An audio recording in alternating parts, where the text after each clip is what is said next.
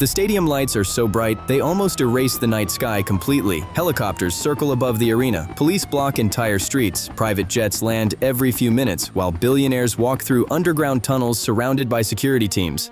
Inside the stadium, 80,000 fans are screaming while another 200 million people watch from around the world.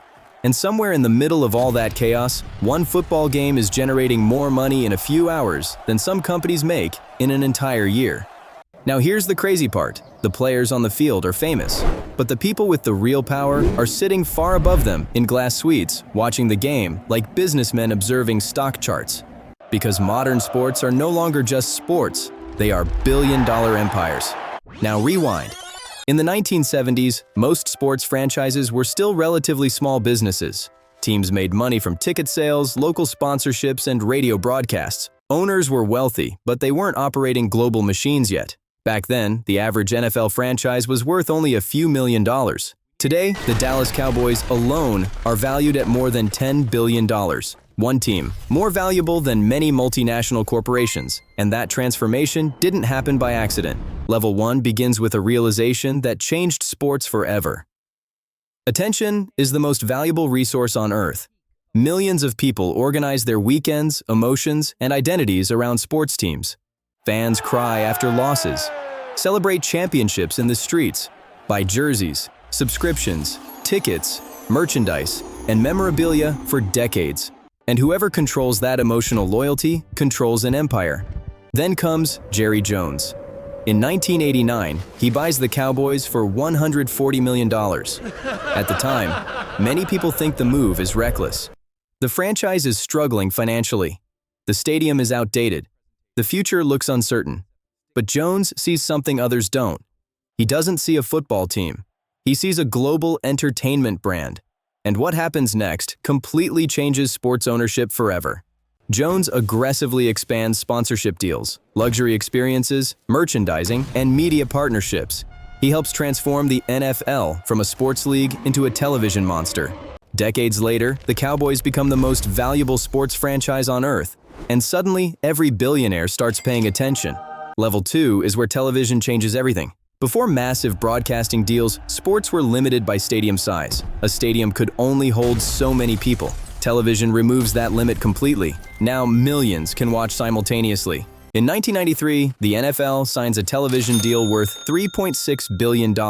At the time, the number sounds absurd. Today it looks tiny. Modern NFL media contracts exceed $100 billion over their lifetime. That's when billionaires realize something terrifyingly simple. Live sports are almost recession-proof attention. People skip ads during movies. They ignore commercials online. But during live sports, fans keep watching. Every second matters. Every play could change history. That means advertisers will pay almost anything to stay attached to those audiences. And suddenly, sports become less about competition and more about controlling global attention. Mini-hook, and once billions started flowing into sports, the power stopped belonging only to leagues and teams. It started attracting governments, corporations, and entire countries. Level 3 introduces the billionaire arms race in football. In 2003, Roman Abramovich purchases Chelsea and completely changes European football economics. Transfer spending explodes, salaries skyrocket, superstars arrive one after another, and trophies follow immediately. Other owners panic, because now it's no longer enough to simply own a football club. You need financial firepower capable of competing with billionaires willing to spend endlessly for dominance. Then another twist arrives. In 2008, Abu Dhabi United Group buys Manchester City. Billions are invested into infrastructure, training facilities, analytics departments, global academies, sponsorships, and transfers. Within years, Manchester City transforms from a decent English club into one of the most dominant football organizations in the world. And this is where sports stop feeling normal entirely. Because teams are no longer competing against local owners. They're competing against nation-state wealth. And once countries entered sports, the numbers became almost impossible to comprehend. Level 4 is geopolitical sports power. Qatar hosts the 2022 FIFA World Cup after reportedly spending over $200 billion on stadiums, infrastructure, transportation systems, hotels, and city development. That's not ordinary sports spending anymore. That's influence. That's global branding through football. Then Saudi Arabia enters aggressively. Formula 1, boxing, golf, Football, esports, almost every major sport suddenly receives massive Saudi investment. The Public Investment Fund acquires Newcastle United and immediately transforms the financial future of the club. At this point, traditional billionaires aren't even the biggest players anymore. Sovereign wealth funds, managing hundreds of billions of dollars, are now competing for sports dominance. And the scary part? They're just getting started. Level 5 is athlete power. For decades, athletes generated the attention while owners controlled the money. Then, athletes learned how the system actually worked. Michael Jordan becomes the blueprint. His partnership with Nike creates the Jordan brand, a business generating billions annually. Long after retirement, Jordan continues earning extraordinary amounts of money every year. His ownership stake in the Charlotte Hornets eventually helps push his net worth past $3 billion. Then comes LeBron James. But LeBron doesn't think like an athlete. He thinks like a corporation. Production companies, media businesses, investments in sports franchises, billion-dollar partnerships, ownership stakes across multiple industries.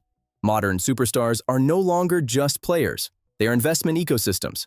And then sports billionaires discover something even more profitable than championships: data. Level 6 is total ecosystem control. The most powerful owners no longer just own teams. They own surrounding real estate, streaming partnerships, sports betting integrations, luxury entertainment districts, fan data companies, and media rights. One championship run can generate billions in long-term business opportunities. That's why stadiums today look less like sports arenas and more like futuristic entertainment cities. Restaurants, casinos, shopping districts, luxury hotels, concert venues. Entire economies built around fan obsession, and the money keeps growing. The average NBA franchise was worth around $300 million in the early 2000s. Today, multiple teams are valued above $5 billion. Formula One teams that once struggled financially are now attracting investors from Hollywood, tech, and private equity. Even smaller football clubs are being purchased as long-term global assets because billionaires realized something critical. Fans don't just consume sports, they build identities around them. And identity is one of the most profitable things on earth. Level 7 is where technology changes the game again. Streaming platforms fight for broadcasting rights worth billions. Sports betting companies integrate directly into leagues. Social media turns athletes into global brands overnight. A single viral moment can generate millions of interactions within hours. And suddenly, sports are operating 24 hours a day. Not just during games. Every interview, controversy, transfer rumor, or championship parade becomes content. Every moment becomes monetized attention. And this is where the real truth appears. Sports billionaires are not investing because they simply love the game. They're investing because sports create something almost impossible to build elsewhere: generational emotional loyalty. Fans stay loyal through losing seasons, scandals, relocations, and decades of disappointment. That level of emotional attachment is more valuable than almost any product on earth. Level 8 is immortality. Because money alone doesn't guarantee legacy. A billionaire can own factories, banks, or tech companies and still remain invisible to the public forever. But owning a championship franchise changes status completely. Win titles, and millions remember your name for generations. That's why billionaires continue entering sports despite the risks, pressure, and enormous costs. Because championships create cultural immortality. And now we return to the stadium. The lights. The billion-dollar suites above the field. Somewhere below, athletes are fighting for trophies while fans lose their minds in the stands. But above them, another competition is happening entirely. Billionaires, corporations, and entire countries fighting for control over the most powerful thing in modern entertainment: human attention.